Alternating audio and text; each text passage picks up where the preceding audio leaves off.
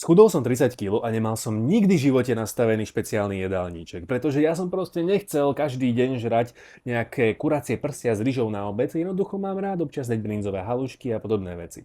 Jediné, na čo som si ja dával pozor, je znížiť príjem energie, aby bol nižší, ako koľko telo potrebuje na udržanie váhy.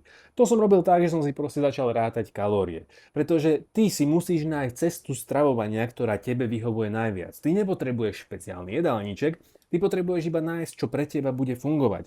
A to je ten rozdiel medzi tým, kto úspeje a kto neúspeje, pretože keby mi nedáš, natlačíš, že každý deň budeš toto žrať takýto jedálniček, tak ja to nikdy nesplním, pretože proste mi to nefungovalo, nepasovalo mi to do života a tým pádom by som nič nespravil. Čiže začni rozmýšľať skôr nad tým, že ako tvoju aktuálnu stravu premeníš na to, aby si konzumoval menej energie. To je oveľa lepšia cesta pre takého človeka, ak si ako ja, aby si schudol tiež tých 40 kg alebo koľko chceš, hej.